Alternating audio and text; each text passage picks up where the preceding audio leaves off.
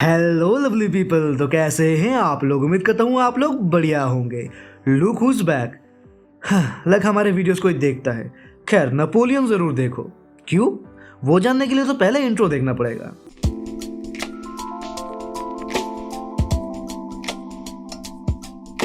Napoleon is a historical epic film जिसको लिखा है डेविड स्कापा ने और डायरेक्ट किया है रिडली स्कॉट ने। इस मूवी के लीड में आपको वाकिन फिनिक्स और वेनेसा कर्बी दिख जाएंगे।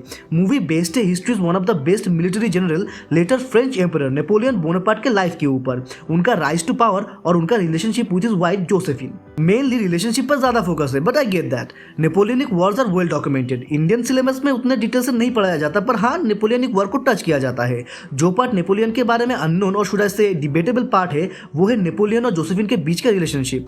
तो मूवी उस ग्रे एरिया को ही एक्सप्लोर करती है। स्क्रीन प्ले की बात करें तो इट वाज वेल रिटन, सबके लिए एंगेजिंग। जिनको देखना है ये बंदा इतना ओवरपावर्ड कैसे बन गया, उनके लिए हिज राइज टू पावर और बैटल टैक्टिक्स को एक्सप्लोर किया गया है।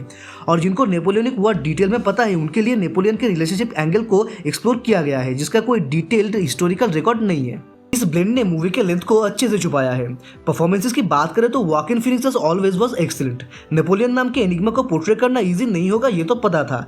ट्रेलर से भी कुछ ज्यादा कॉन्फिडेंस नहीं मिला था वाकिन फिनिक्स के परफॉर्मेंस पर, but I was wrong. Reality यही है, नो वन एग्जैक्टली नोज उस बंदे के दिमाग में क्या चल रहा था, पर जो रूट वाकिन फिनिक्स और डायरेक्टर रिडली स्कॉट ने चूज किया है, work for me. Vanessa Kirby killed it. जो रिलेशनशिप मूवी का कोर है, उसका जान है Josephine, and Vanessa Kirby did an marvellous job. बाकी सपोर्टिंग कास्ट ने भी अपना काम बखूबी से किया है, and that makes the movie that much more immersive. Cinematography की बात करें तो it was just wow. Last the Batman में इस लेवल का सिनेमाटोग्राफी देखने को मिला था। The battle scenes are breathtaking. CG use हुआ है, लेकिन एकदम जितना यूज करना ही पड़ेगा। बाकी आप देखकर ही समझ जाओगे, रियल लोकेशन, सेट्स और प्रैक्टिकल इफेक्ट्स का यूज किया गया है। From colour grading to shot choice, हर फ्रेम एपिक है। And special mention to costume department, गांड फाड़ दिया है आप लोगों ने। अब आते हैं म्यूजिक पर। The BGM was solid, no surprises there. Ridley Scott और क्रिस्टोफर नोलन का तो ये एक ट्रेडमार्क है। अच्छे बीजीएम मूवी के किसी भी सीन को और भी ज्यादा एलिवेट कर सकते हैं। नेपोलियन का बीजीएम और साउंड डिजाइन मूवी के हिस्टोरिकल एपिक में एपिक पोर्शन को जस्टिफाई करता है। Overall the movie is a must watch. आजकल ऐसे larger than life historical epics बनना बंद हो गया है हॉलीवुड में। रिडली स्कॉट जैसे veteran masters of the craft अभी भी इस चीज को जिंदा रखे हुए हैं। मेरी तरफ से नेपोलियन को, मतलब रिडली स्कॉट के नेपोलियन को, 4 स्टार आउट ऑफ 5। अब आता है एलिफेंट इन द रूम पर, हिस्टोरिकल एक्यूरेसी। देखो, बात यह है, हिस्ट्री हमेशा विक्टर्स के पॉइंट ऑफ व्यू से लिखा जाता है। नेपोलियन ने अकेला 5 बार यूरोप के कंबाइंड माइट को हराया है। उसका ईगो 7वें आसमान पर था। एक Corsican guy born in the right time to be French. France में उस टाइम के नेपोटिज्म से जूझ कर 21 साल में अपने खुद का आर्मी कमांड किया है बंदे ने। ईगो बनता है, पर वो एक स्किल्ड प्रोपागैंडिस्ट भी था। कई बार चीजें बड़ा चढ़ाकर भी प्रेजेंट करवाया है उसने, तो हिस्टोरिकल एक्यूरेसी का कोई स्कोप ही नहीं है। It will always be debatable. लेकिन जो डिबेटेबल नहीं है वो है जोसेफिन का कैरेक्टर।